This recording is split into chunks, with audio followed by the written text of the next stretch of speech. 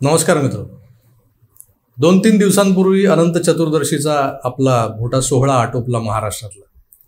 त्या आधीचे 10 दिवस म्हणजे महाराष्ट्रातल्या मराठी माणसांचा सगळ्यात मोठा उत्सव गणेशोत्सव साजरा झाला. या गणेशोत्सवादरम्यान आम्ही आपल्या आप्तस्वकीयांकडे गेलो, पाहुण्यांकडे गेलो, मित्रांकडे गेलो. आता काही सेलिब्रिटी आहेत आपल्यामध्ये, ते मोठमोठ्या मंडळांच्या गणेशोत्सवांना भेटी द्यायला गेले.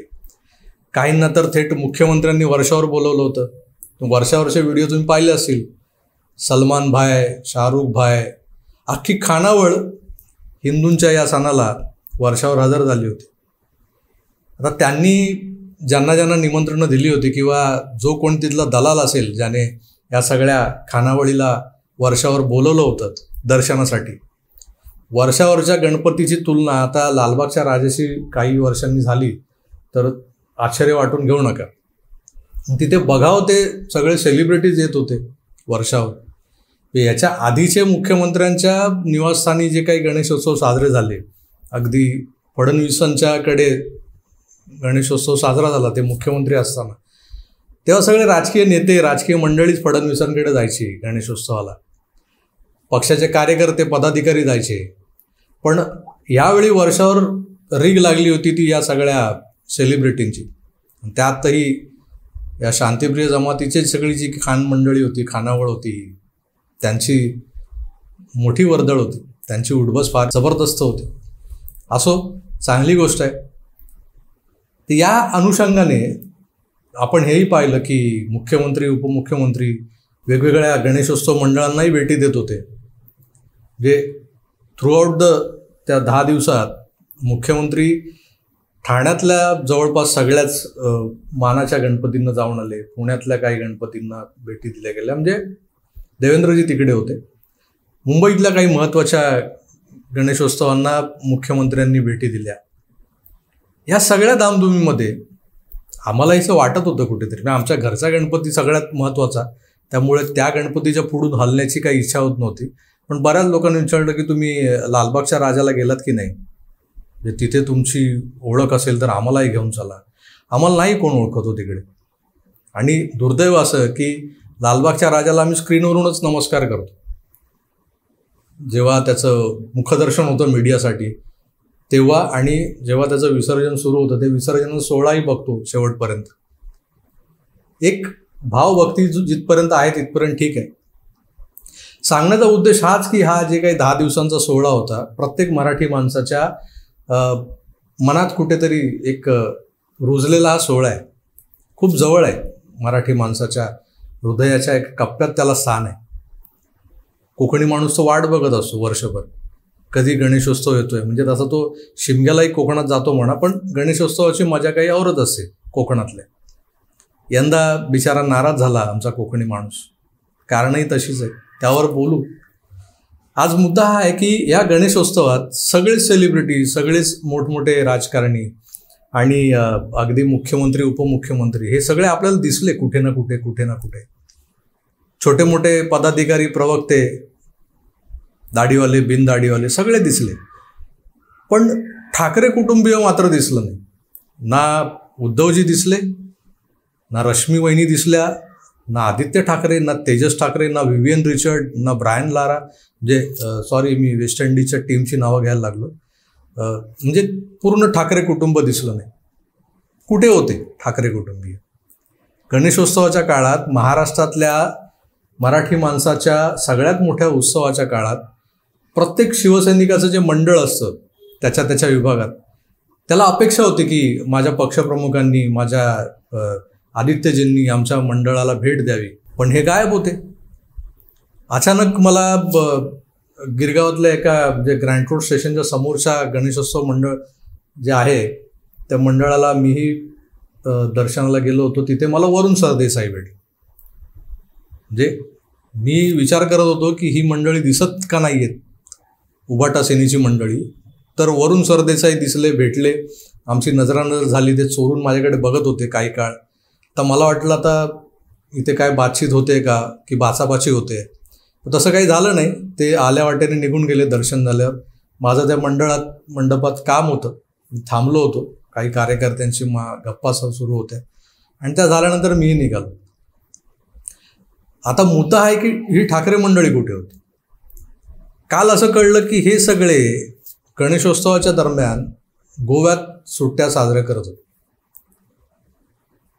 आणि मध्येच आदित्य ठाकरेंचं दर्शन घडलं आपल्याला.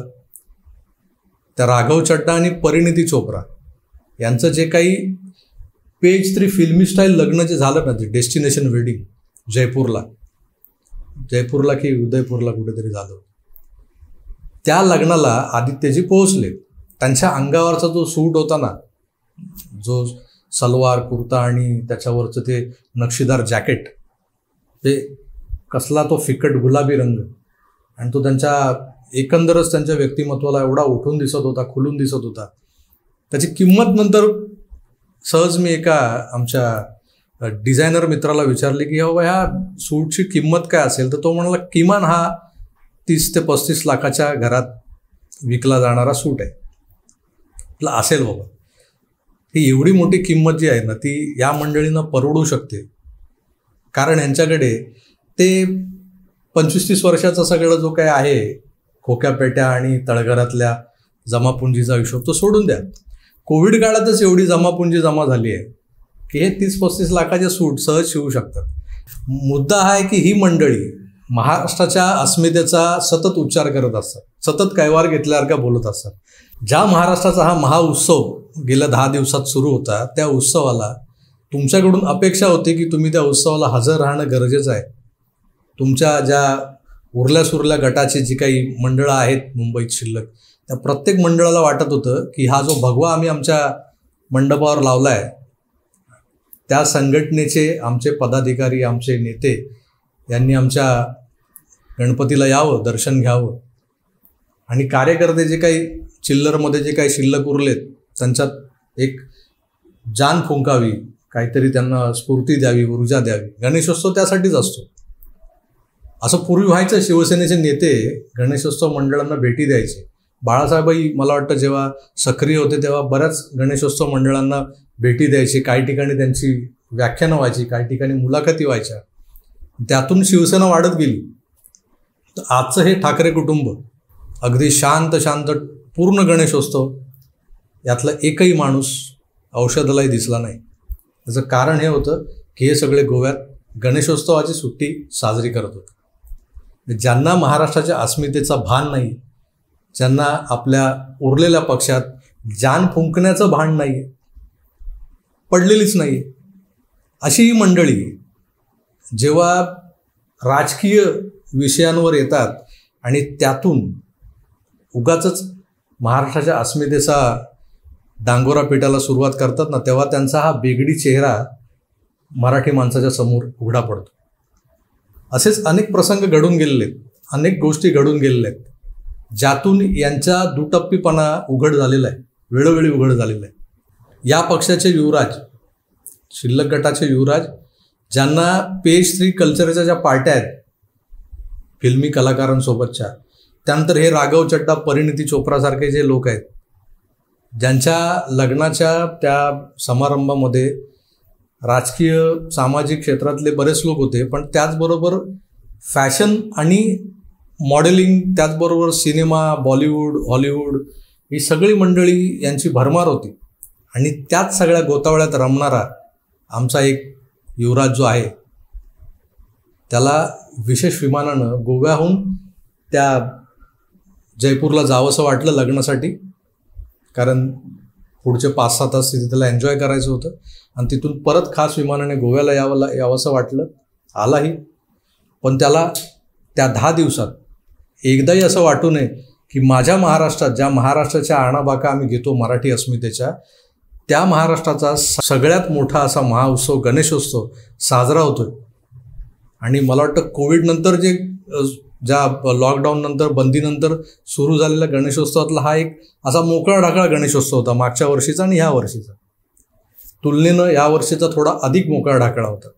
या गणेशोत्सवाला हजर राहून मराठी माणसांना शुभेच्छा देण्याचं छोटंसं काम, साधं सोपं काम करावं असं वाटलं नाही. यातच यांची मराठीबद्दलची आस्था, यांचं प्रेम मराठीबद्दलचं दिसून येतं. मित्रो, ही मंडळी कशी आहेत? पोटात एक ओठात एक, आणि राजकीय स्वार्थापोटी कुठल्या थराला जायचं असतं, कुठे दुटप्पीपणे वागायचं असतं आणि कुठे मराठी माणसाच्या अस्मितेला हात घालायचा असतो, हे यांना बरोबर कळतं. गणेशोत्सव महत्त्वाचा नाही, गोव्यातल्या सुट्ट्या महत्त्वाच्या होत्या, त्यातूनही वेळ काढून यांना पेस्ट्री कल्चरच्या पार्ट्या जेव्हा जोडायच्या असतात तेव्हा त्या राघव चड्डा आणि परिणिती चोप्राच्या लग्नाला जाणं आवश्यक वाटतं. त्यासाठी विशेष विमानं केली जातात. पण त्याच विशेष विमानानं मुंबईत येऊन एक दिवस महत्त्वाच्या मंडळांना भेटी देणं आदित्य ठाकरेंना जमलं नाही, ना उद्धव ठाकरेंना जमलं. याला काय म्हणायचं? विचार करा मित्रांनो, हे आपल्या राजकारण्यांची खरी फितरत आहे, खरे चेहरे आहेत त्यांचे, पडद्याआड दडले. तुम्ही सुज्ञ आहात, जास्त सांगत नाही. मला एक माहिती जी मिळाली होती ती तुमच्या पुढे मांडली. तुर्तास इथेच थांबतो. पुन्हा भेटूच. तोवर आपली काळजी घ्या आणि पाहत राहा आकार DG9. धन्यवाद. नमस्कार.